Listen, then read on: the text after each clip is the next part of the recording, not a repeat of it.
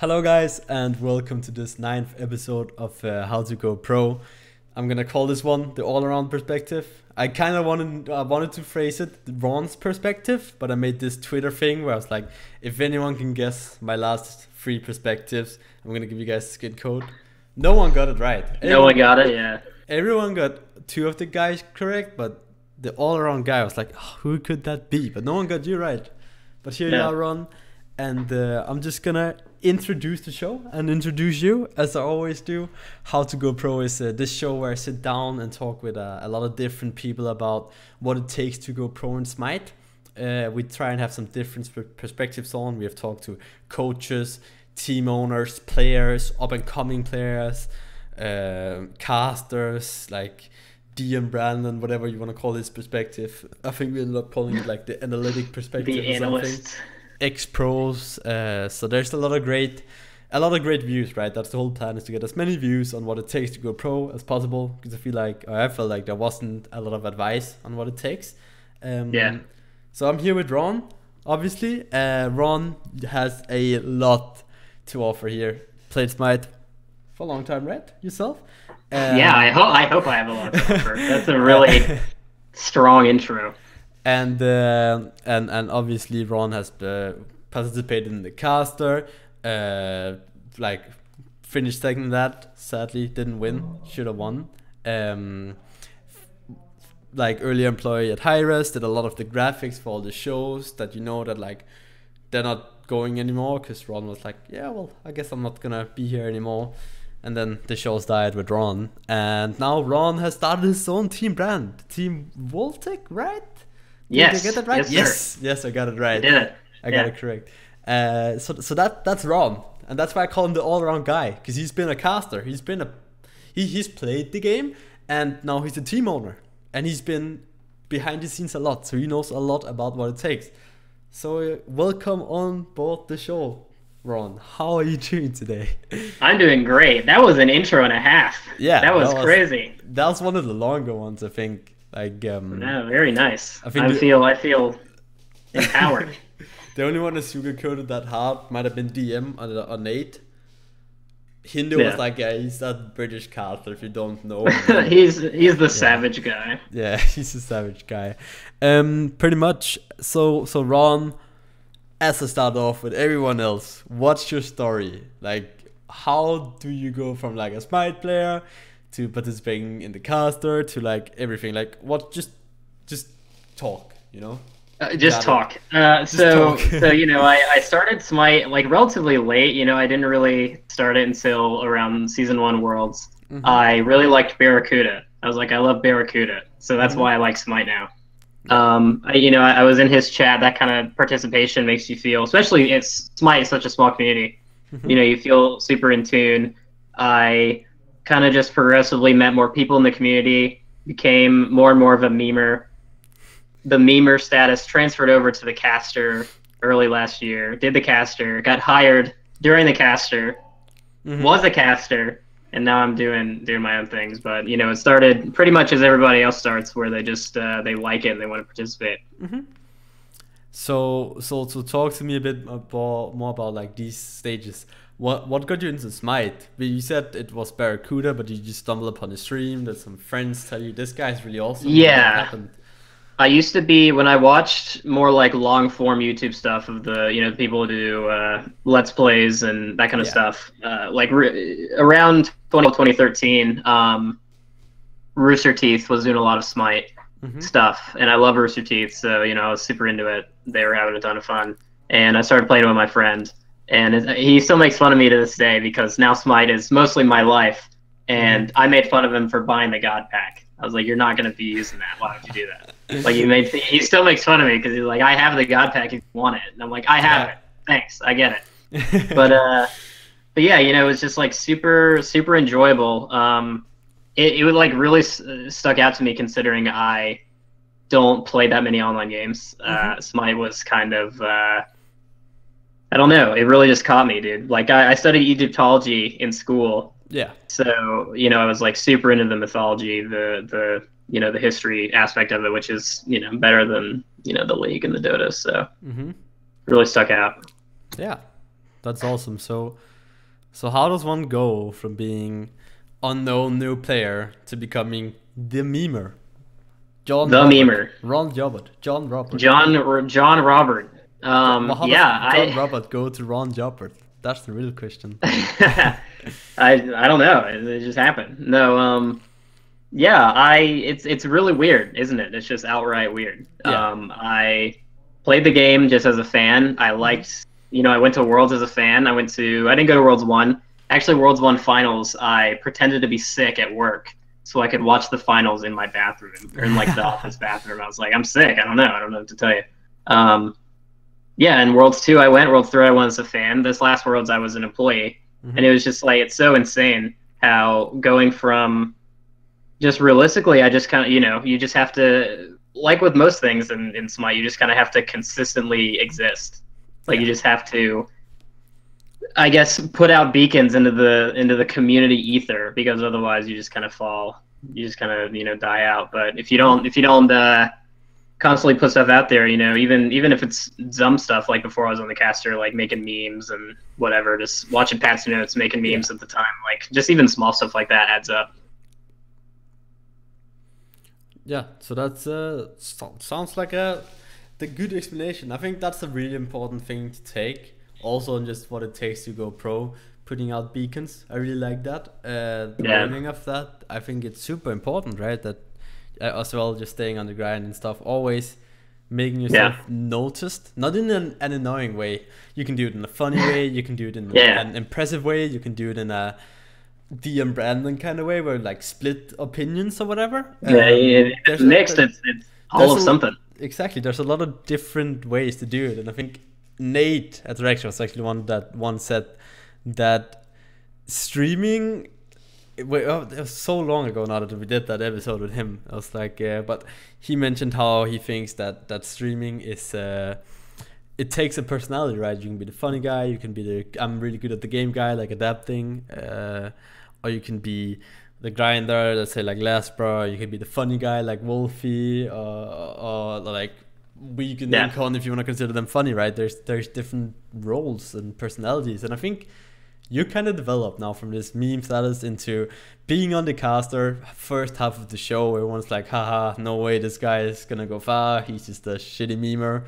To use that word, I'm sorry, Ron, but I've heard it so many times. You proved us wrong, and I must admit, I went in the start from like, that's kind of cringe. Like, I really hope this guy wins. It was really interesting considering when my video, if you remember my video announcing me for the caster came out, and it's just the 1 minute like Rugrats ass music behind me talking, just like about my name, and it's just I'm really annoying in the video. I was there at high res. I saw it go live. I was like watching the patch notes when it went live, and I was like, this is not me at all. Like, it's so frustrating. So I kind of had to wait, obviously, because it starts with 10 people. And as I got, like I said, you said I went to Vital 2, you just kind of slowly get more airtime. And then as you get more airtime, people are like, oh, I guess I like you. Like, now that I know that you're not the worst person I've ever met. Yeah. So it was really fun. Even in my casting and stuff, like, it was really, I guess, enjoyable to just consistently improve. Like, that's really all that matters. Yeah. Yeah, obviously. So going from the caster's position, and now you have started your own organization. I think you guys also started your own tournament, NA, if I'm correct. I helped. It's not really my baby, but I did a lot of the branding for it and advertisements, stuff like that. Just Yeah. So tell me about Voltic Esports. How did you get the idea? How's it going? It's going pretty well. Yeah. It's going really well. I really am enjoying, and I think still it's not getting this SML is not getting enough press as it should be. Yeah. Which is frustrating. Obviously, as an org owner, I look at it as a business model where there are less things for me to show sponsors. Like, that's like a really base thing where it's like somebody goes, oh, what's Team Voltic? And I go, oh, we're in the Smite minor league, but here's like a VOD. You know, if there Yeah. it's not on the esports website, that kind of thing is frustrating. But you know, as the SML progresses and people realize like the talent levels here, especially your interview, like I said last week with Lasbra, like that's a guy. That's just my minor league player, dude. Like, Insigno's nuts. That entire team is nuts. Yeah. And the SML, I think things are going to change. I think people are going to realize that teams are better, more teams need to go to LAN, that kind of thing. But as an org owner, I'm really enjoying it. And Voltic started. It's me and Sky and Bray, and I've kind of stolen it from him, to be honest. Like, it was us together making it, and I'm like, all right, well, I'm gonna do everything because I'm a perfectionist and I'm picky. He comes to me and he's like, what do you think of the word Voltic for like esports? And I was like, I've never heard it. It's like a car in GTA, I think. Yeah. And I was like, okay. And then he said, well, Voltic Esports, Voltic GG, Voltic Gaming, like what? And I was like, it needs to be team. Like, I've always liked team. Yeah. And as a brander, as like a branding person, I did, went to art school, did all this marketing school and blah, blah. It's like, I love looking at successful brands that already exist. And one thing that really stuck out to me, which is a little bit generic, but it is what it is, like Season 4 League TSM. Yeah. Like Varsity Jacket TSM, like the classic. Yeah. That's the brand that I aspire to be. And I love current, Immortals, those that kind of stuff. Like the really just solid branding, just like crisp logo, nice colors. I even just finished a bunch of proofs for like jackets, that kind of thing. Like, we're going hard just because I like participating in the kind of way of creating that already exists, but just making it a little bit better. I think that there's no reason why a brand can be made and not instantly be nice. Like, you don't need to make a crappy logo and then 2 years down the line be like, oh, it's good now. Like, you can just make something good instantly. You just kind of have to build it from the ground up, grassroots style. And that's I think it's almost fun. Like, I wouldn't be having as much fun if I, branch off from something. It's like an investor came to me and said, here, do this, and you just like work under me now. It's a lot more fun to go underground, talk to these players, Shaka, Sops, Mineral, like all these guys. I watch these guys. I commentated on the desk of these guys. Like, I met these guys at Worlds, and I just wanted to sign them so bad because I think they're so good. I think they're so good as a team. And I hope they're having fun. I think they're having fun under Voltic. It's a very small brand, but they're doing their best to improve it. So that's like really all I can ask for of these guys. And it's a lot of fun, just truthfully. So besides the Smite team, do you have any other teams? And if not, do you have any plans to move into other esports? Yeah, we do have plans. We kind of tiered it ourselves, like Excel sheets, really boring stuff where it's like, this is what players are making now, and this is what they made before, the free agents, blah, blah, blah. I would not be surprised if we moved into fighting games really soon. We think the fighting game, like having one guy be your guy, is so much fun as an idea. Yeah. One guy being, especially like if fighting games in North America, the tri-state area, so many tournaments, so much prize winning like ability, and you would just kind of want to sit here and be like, hey, if you want to work under us, like, we know that you're super good and you can't fly out because you don't have money, you're like an amateur player in school, we'll fly you out because we want you to seed and we want you to be our guy. I like other esports. I like Rainbow Six Siege a lot. I think that's a really fun game. Yeah. And I think that'd be another esport to possibly jump into. But right now, I will say, like, long-term plan, or even short-term, I guess, would be a fighting game player. Doesn't have to be anything in particular, but I think one guy that represents the brand would be ideal. Yeah. Okay. So let's this. I'm just gonna explain to all you guys at home. We've talked a lot about what it takes to go pro, but I also want to include a bit about how Smite, the whole pro scene, could improve, so you could have a better shot at getting pro. Or like at least a better knowledge, whereas this show has been a lot of just direct answering the question. Now I also want to propose stuff that can be done to make it easier to go pro or make it more like profitable. So the Smite minor leagues players might be having a living off it, because you do need a really good amateur scene to grow a good competitive scene, which I think we can totally agree on, right?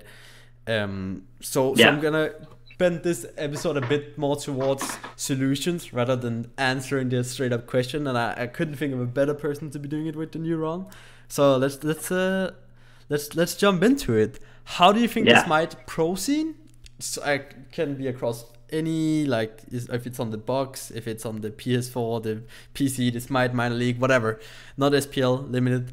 How do you think Smite, like the whole pro scene, could improve? Let's start off with like the league formats.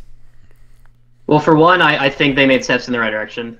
Obviously, Season 5 is a big upgrade, and the fact that there was a vetting process at all is very positive, I think, for the future. You know, you're not going to, not to be rude, but you're not going to get the paradigms anymore. You're not going to get the teams like Valence, you know, Valence goes from Valence to SK, and it's like, that's obviously a big step, especially to those guys. But, you know, there is a thing such as, you know, there's such a thing as watching something and being like, oh, it's SK playing instead of Valence squad. Like, it's definitely a thing, and they understand that. I think the league format I love right now. I think the only way that I personally would improve it would be like harder vetting. I don't know. I think that a lot of the organizations now are very good. I know that there's probably going to be organizations. I don't know. I shouldn't say I know, but there's always going to be a chance that organizations drop out. You know, they're not seeing some return, blah, blah, blah. But like the vetting, you know, the Mythic thing came up. That was the whole thing. I think being more transparent about it might also be a little bit better, because, you know, you go, well, why did Rival not make it but Mythic did? And then there's no answer. So, you know, you have to be able to say, I think coming out with transparent numbers for the league format should be ideal, because you should be able to broadcast to every organization who's listening, even something like an Echo Fox or like an Immortals, like I was saying. Or a Cloud9. If Cloud9 TSM want to come back, whatever. Exactly. So it's actually kind of funny how you mentioned Rival, and now, according to the statistics that Hi-Rez released, being a bit transparent about the batch sales, Rival is actually the most bought of the most bought batch, and they were a team that was not going to be in. So I think, what is that, just fan base, or was that just vetting from Hi-Rez? Or I never knew why Rival didn't make it. Like, I didn't really. I knew the teams only because I was the one making the announcement, like the graphics. Like, I wasn't obviously in on it. I'm not saying why bring Rival back, like me yelling at Cooper, like that never happened, because I'm just like an entry level guy. But I know that people love Rival, and I think that is something that they weren't able to vet correctly in terms of, like, you know, they love the team. And you don't know how people would react to Rival if it were current SK. You don't know how they would react if it were Mouse, like that kind of thing. Like, if old Rival went to SK, then a lot of their fans would go to SK, truthfully, and then a lot of people would stay on Rival because they like the organization, and it's kind of split. But if everybody stays on Rival, they do super well. Then, you know, they continue to make this content. Like, I Am Sensei is doing a good job making, like, the easily consumable content, like the memer content, them in front of green screens. Like, that's so simple, but everybody loves that. So I think whenever it comes into the vetting process, you need to be able to look at everything besides numbers, but numbers are obviously very important. You need to be able to look at how fans react to them, how the organization cares. Like, you know, we've had organizations in Smite where they don't even get their player's name right, like on the website. It's not. Yeah, exactly. Like, we had TSM, and they didn't put Smite on the website for like 6 months. Like, you have to care about that stuff, and obviously you want TSM, but I think there's a little bit of pushback and a little bit of availability and leeway for the admins and for Hi-Rez to push back and be like, hey, you have to work with us too. Like, you can't just get 200K and be like, Smite? Nah. Yeah, it's like, get 200K, pay everybody the minimum, and then never tweet ever again. Like, CLG is blowing my mind right now. Their content is so good. I don't know if you've been watching it. They do like really simple stuff. Oh yeah, the 20 basic questions and stuff, right? That's good. That's good stuff. Yeah, and I agree with you. I think my concern with the league format would be that an organization is gonna take the 200K and be in it and then give out 150K and then not really care about how the team is performing. And then if that team has like 3 friends in it that are underperforming, that team doesn't get changed up for a year because the org doesn't care that the team is losing or whatever. And I was almost worried that was the case with one of the teams in SPL, but I guess it's not. But that would be my worry, that we're gonna end up with minor league teams that are actually gonna be performing better than some SPL teams. And the fact that if a minor league team, like, there's 2 ways, right? They can go to SPL. Either they go by the end of the year, or the org is gonna be like, oh yeah, by the way, we're gonna break the contract now because you guys are playing bad, and we're just gonna pick up this minor league team because they're like 16-0 and they're just beasts. I wouldn't see that happening.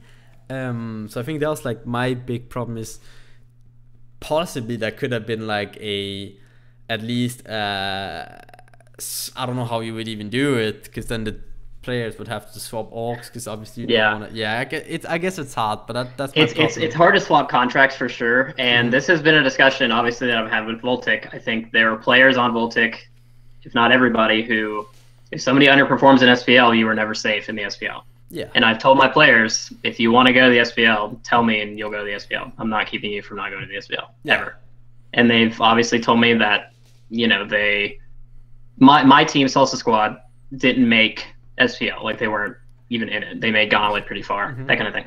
But, you know, when you talk to the players, like even Anxiety Onset looks really good right now, and they were, you know, they did have the spot. They had number 5 with Vigilant, but they're not in the SPL, that kind of thing. There's a weird value issue that we're having with players where obviously they're a good team, and then Vigilant looked, you know, really good, really bad. But then when it comes to the negotiations, a team would rather have Weekend, that kind of thing. So I think one thing that might give that a little bit of an edge toward SPL teams, bringing minor league team in, like, even like I said, I worked at, or like you said, you worked at Hi-Rez. I worked at Hi-Rez. I know Paladin's organizations, and we have a few of them now in Smite. They've told their captains, you know, everything under the sun, from as long as the roster stays consistent and we don't have to continually get with the bureaucracy of changing their contracts, then we don't. They don't care, you know. They don't care the success of the team. And then there are teams where it's like, if you suck, we're kicking you, and it doesn't matter who you are. I know I've heard that from like just organization. Like, even if you pay attention to Paladins now, you know that a lot of new rosters are coming out and a lot of new players are switching, that kind of thing. So they give a like they care a lot, and I think that has value in the SPL, especially if you're not just getting minimum. I don't know what the contracts are in the SPL. Like, that's not really my forte, but I think maybe even a draft, like a NFL style draft. Yeah, like legit, like not of every player. I think that'd be a bit ridiculous. But even an end of the split format where you get a release, you know, you get a free buyout, like that kind of thing. Like, it might be a little bit gamey, but I think if you want to replace somebody, let's say that you obviously I'm going to use a player that will never be kicked, but if you want to kick Jeff Himla, then you look at the SML and you say Pain Divion, you looked at Mineral, you look at, you know, Ratcheteer, you go, I want Mineral, so then you can swap, and it's like a, you know, a diplomatic process. I think that might be something to consider. So that was a bit about the league format. I wanted to move on into something I think you touched a bit on with the content that organizations, but not only organizations, but like the whole Smite Pro scene, how it handles content and content creation. One thing that I have found pretty frustrating, at least, is how there seems to be symbol like spelling and grammar errors of names even, and like different mashing up logos. Now Dignitas is playing Obey, and then it's a rival logo and a Dignitas logo, whatever. You know? That's one thing that, like, I kind of one of my pet peeves, if you can say it, because when I see that, I'm like, that's unprofessional. This is a professional business. This should not happen here. This is a $1 million mixer deal. How do you think that the whole like as a whole, the Smite Pro scene could improve content wise? I mean, it starts at the top, man. Well, Hi-Res has to stop doing that stuff. I don't want to sit there and call them out like I'm not working for them anymore, but I'm not. You know, I will say, like, when I was working there was a lot of like, just get it out, like, doesn't just like make sure it posts. And I do think there is value in saying something than nothing, but at some point, when your something is mostly, you know, can be critiqued super easily, no quality control, that kind of thing, people can look at that. They don't have to be a genius to look at that and say, I don't like this, especially as, you know, a base level fan. Even a person who's never tuned into the SPL can say the same thing. Yeah.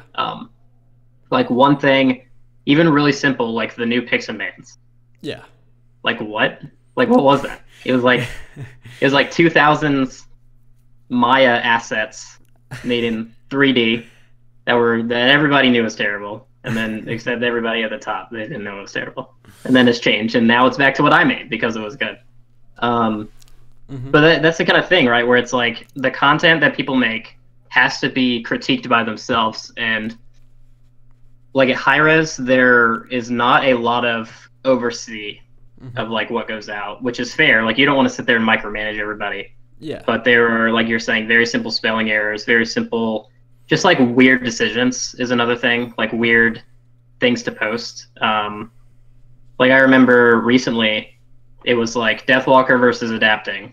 Yeah. And they were just in their like Hi-Res Esports jerseys. And everybody's like, you have pictures of them like in the jerseys. Yeah. Why not just use them in the jerseys? Because that's like that's a legitimate branding thing. If I'm Team Voltic and I have a picture of Mineral wearing my jacket, and then it's a picture of him wearing his Hi-Res Esports jersey looking like a goof, I'm going to be pissed off. I'm going to be like, I paid like hundreds of dollars for a shipment of jackets, and you're going to kick him out. You're going to kick him out of the room and make him wear a shirt with your name on it. Like, you wrote it in Sharpie. Like, that's a thing where, like, even it comes down to the league format. If you're a team, I'm on Hi-Res's ass for that, personally. Yeah. Like, if I see my player not in my jersey and he's on my team, I'm going to be pissed. Yeah, I think that's definitely a good point. More like org content-wise, I think you've had very good examples already of Sensei, obviously, and CLG with these 20 basics questions. Like, I know for NRG, when it goes for us, we're very busy right now, but we're going to try at least and do some more funny stuff from the house here. I got one of them cool stabilizers. Do you guys have like cameras like in your home? No, we don't. No reality show? All right, well, that's unfortunate. Big Brother, isn't that what it's called? No, yeah. We'll just log ourselves in. Paradise Hotel, maybe. Who will yam and choose? Who will yam and choose? EmilZy. Oh my god. It's going to be a rough one. Find out after the break. Exactly. And then the 10-hour ad breaks come. Yeah. But yeah, I think content-wise, for like organizations, you had some really good examples. When it comes more down to players, I think one thing I've been really impressed by is last year I started the series that I called In Hindsight, where I look back at my spell games and like, yo, this is what I did right, this was my thought process here, this is what I did wrong, oh yeah, I didn't miss this cool play that I did, and I wanted to show you guys. Wolfie's doing that now from Team Rival. And I think just if one person from each team sat down and analyzed their SPL games, not only would the skill gap would rise a lot, because that if everyone shares their thought process, obviously that's going to be easy obtainable, and people get to that level higher, like quicker, and then you have to improve even more to stay on top. But also there would be a lot of great content, right? Like, sure, it's not the videos that gets the most views. When I made my and her 1v1 joust gentleman, that gets a shit ton of views. But it seems that the people that genuinely care, you know, sit down and watch those kind of shows. And I just think if people actually put time and effort in to creating content rather than just streaming on Twitch with muted microphones, because they have to stream 100 hours on Twitch now, and well, I'm gonna mute my mic and put on some rap song and then just sit and play for 2 hours, and then 10 more times of that, and I'm done with my 20 hours out of the 100, you know? Yeah, it's one thing that's a little bit difficult to portray, in my opinion, is a level of visible care. And even if what you're making is very baseline, you know, I know some people don't want to make just like highlights. People don't want to make whatever just because everybody else does. That might be a legitimate thing. I know that people maybe don't want to do VOD review because they think it's some sort of competitive advantage, that sort of thing, which I disagree with, but you know, whatever. As long as you seem like you care, I think that's radiating to people. As long as you put out content, you know, even, I know it sounds like a joke, but even if you have to eventually apologize for not posting a video whenever you usually do, that like matters to people. Like if you're a person and you go, I stream literally every day, because let's say, you know, I'm Polar Bear Mike, and I know that he's been grinding a lot of the United stream hours for multiple reasons. And I love him for it. Let's say he's like, I stream literally every day. How about I take my first win of every single day and post a video of it once a week, so it's like sporadically put out. If Polar Bear Mike does that, it's just games, right? He's sitting there talking, he's talking about what he's doing. People will watch that just because it is what it is. You're both a pro player. If you're Polar Bear Mike, you're a world champ. If you're Barry, you're a world champ. If you're anyone on NRG, you're a world champ. Besides me. Besides you, but you know, by the time this comes out, right? No, I'm just kidding. As long as you make content, people will care, because I think making it in general shows a level of care that not everybody can portray. Exactly. And if you're a person who makes content and doesn't like doing it, it's like a scowl on your face almost. It's rough.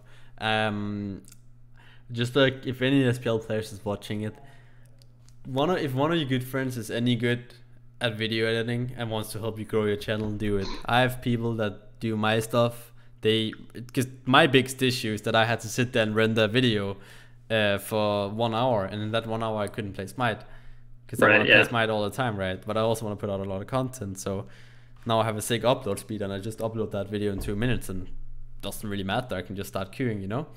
There's so much small stuff you can do if you're a streamer, even. Even like I've been talking to Sheikah, because Sheikah really wants to make content, but he thinks he plays terribly when he streams. And he thinks that it gives him, I guess, worse practice if you're playing in ranked and you're not paying attention, you're talking to the chat, whatever. And that's fair. I was like, why don't you just talk over what you're doing in the game, and I'll send it to me, and I'll render it, because it's not very difficult. I can just bookend it with some fancy graphics and whatever. He's like, oh, that's really helpful. So now the other players know that, and it's like, oh, I don't have to stream, I just have to make content. There's so much small stuff you can do. Like I said, like if you're a streamer, you can have a moderator who you trust with clipping. Like that's a thing. Like if you make only compilations, you don't even have to post those consistently. You can just be like, here's a compilation of every month. Here's streams that so and so moderate. People put moderator in their bio, dude. Like people love moderating for some reason. Just like crazy. appoint Kaylee, Yagkv, to sit there and make clips. You know, like. And she would definitely do it as well. You know. She definitely would do it if you asked. But like, just there's so much you can do, and I just don't think there's any excuse to not making something amazing. And I think one thing that like content equals Smite grows equals you grow your own channel, you get money from that. When Smite grows, that means they can invest more money into it, and it's just, there's no bad sides about making content unless you feel like it has a bad influence on your game, or you don't have the time, straight up, you know, or you hate doing it. But there's even go ahead. I lost my track. You can go ahead, Ron. I interrupted you, dude. Sorry. It's fine. No, even tag your org when you go live. That's one thing that people never do. Sometimes, you know, you're the brand manager of Splice is not watching every stream. No. Tag Splice in your tweets when you go live. Tag CLG. Just like do anything. Those orgs are huge. Any org in the SBL right now is rapidly, you know, growing. You wouldn't expect that from a space station, but space station I've heard amazing things about. Just trust your org with your existence in a ball, and hand them the ball, and then say, this is yours now, and then let them do something with it. And as long as you help them. I felt that on my own body. Energy growing a lot. Overwatch contender. The CSGO team is play smacked SK yesterday. They're like crazy. C9, they are like 13-1 in the ECS. They're going to IEM. They might even qualify for the major. We did a giveaway for us, the new Samsung phone, sponsored, and some Logitech sponsored gear. And they put this Gleam thing, and they're like, yo, EmilZy, you created a lot of awesome content. We want to reward you for doing that. So here you go. We're going to throw your Twitter and your YouTube and your Twitch into this. And I'm like, oh yeah, cool. Next day I wake up, I'm like, I just gained 3K followers on Twitter, Twitch, and YouTube, and subscribers on YouTube, obviously. Am I getting botted? And then I go in and NRG botted you. And I individually check the people, and like, they are real people. They tweet. Sure, some retweet giveaways a lot, but that stuff matters. You're gonna get rewarded, you know. I got after a bit of decay now since the giveaway ended. I'm around a net gain of around 9K followers on social media, and I'm bigger than EmilZy and Yamen now. Yeah, because I care. Well, rightfully so. Content, you know. Yeah. So. And they are not deserving, so no. Yeah, we're gonna have to. I'm gonna force them to make content, and that's people would love it. Saying where it goes content. That's the Yamen saying. Yeah, content, it matters. So we talked a lot about the content now. I think we kind of touched around talent a lot in the league format, so I'm gonna jump on to production. Now we talked about the picks and ban screen. Obviously, there's some things we can't talk about when it comes to the whole production stuff. Just it is what it is. Stuff. It is what it is. But I think that I'm not sure how much I'm allowed to say, obviously, and if I'm allowed to say anything bad, but I got kind of sad at how fast Hi-Res removed the triple stream, right? Like, one of their main compelling arguments is, yo, we can do this faster than light. Yeah, sure, that's pretty cool. It still works. And we can do triple streaming. And then they decided to put on a caster cam. I was like, that's a really bad idea. And then they had the POVs, which I think is super awesome. But one of the main things was, oh yeah, well, we can do this in one stream on Mixer, but now it's not happening in one stream. I feel like, obviously, I don't know myself what the limits are and what the reasoning behind a lot of people were lacking because they didn't know how to hit the X bar because people are people. But I feel like Hi-Res hasn't really grasped their opportunities. Also now, one thing I found really crazy is they use the same 5 casters 7 days a week. And they just rotate around on the analyst's desk and stuff. And accordingly to DM Brandon, I have no clue what this number is myself. He said they got $7 million. Just, I think hiring like 1 or 2 analysts, 1 or 2 new casters, bam, gets a lot smoother. People actually care. There's actually going to be fighting. I want to commentate this game instead of like 14th day in a row now. Got a you go ahead. I have a couple things to say about that. Obviously, I should be casting, but whatever. And that's why I'm not there. So, you know. It's obvious that the 7 days a week sucks. I think that's obvious. Granted, like, it's very, I don't want to say it's a lot harder, but there are real sports tiers of casting. Where there's a bigger game that gets the better duo. And it's a lot harder in Smite to sit here and say NRG Obey is the bigger game than SK Mouse because of so many different variables, which is not entirely realistic to sit there and do the esports thing.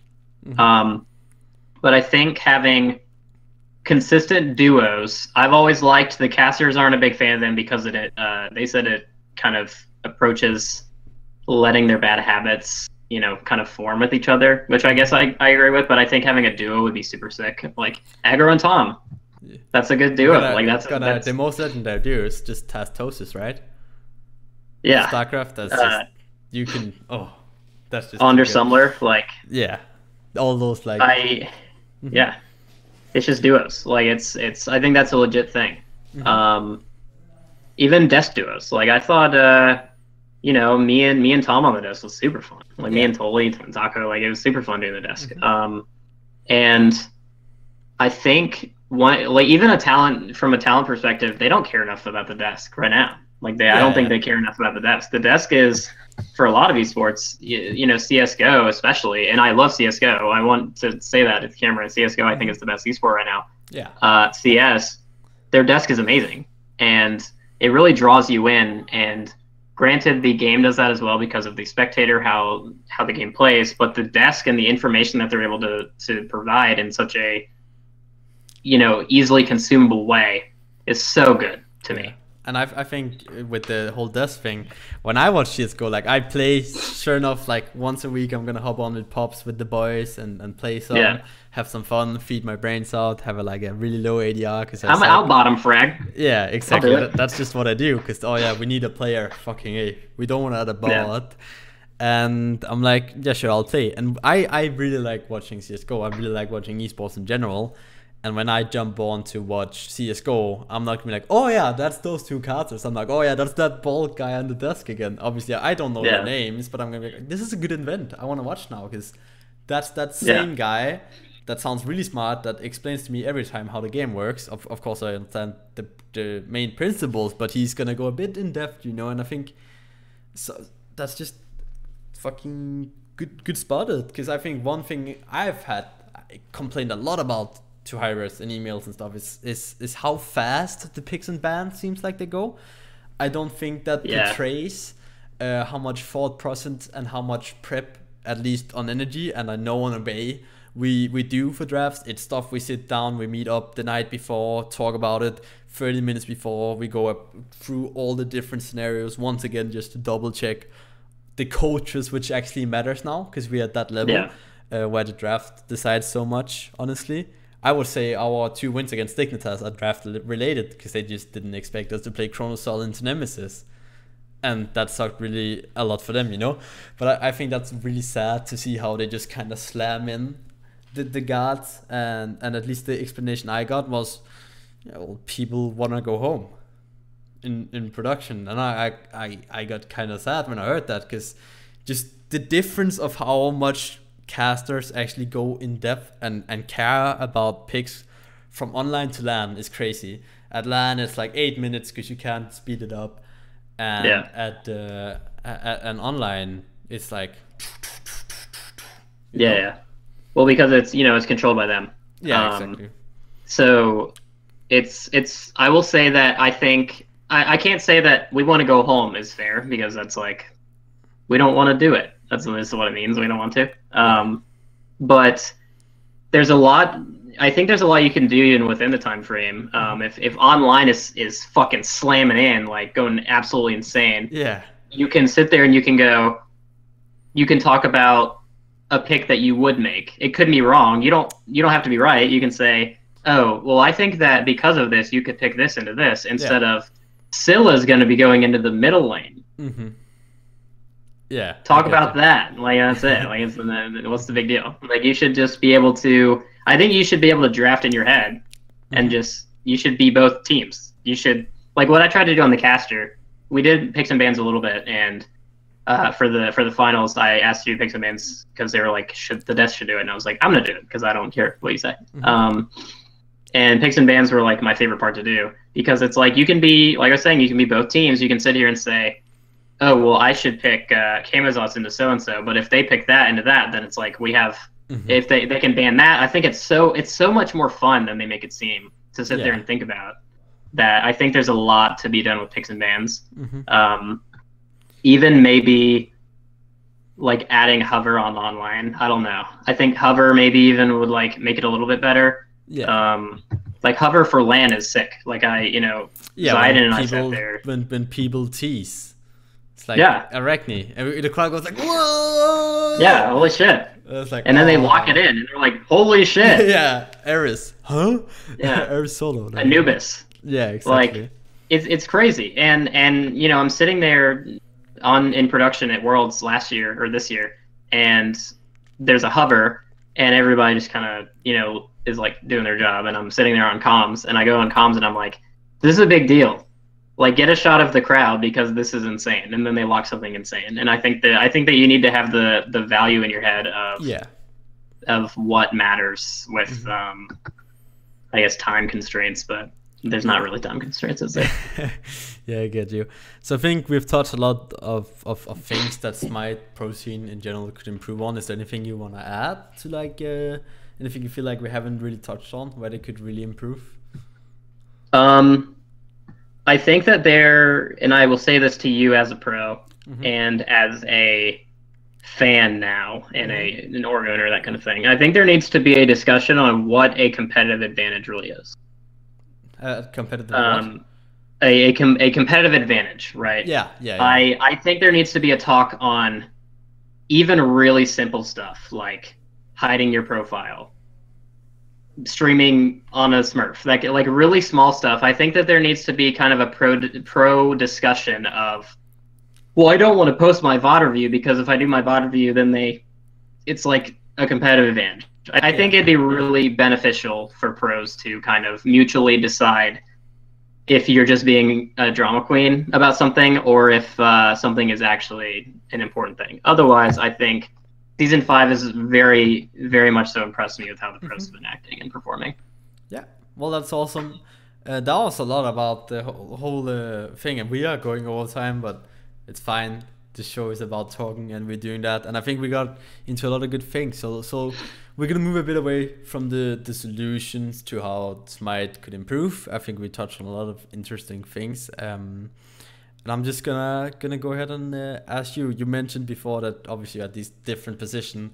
Which of your like positions was it? Like a beginning player, a caster, meme maker, now the Rohn, the team owner. Which one have you enjoyed the most so far? Casting is one of a kind, dude. Yeah. Casting, granted I only did a couple times. It was actually a little bit funny.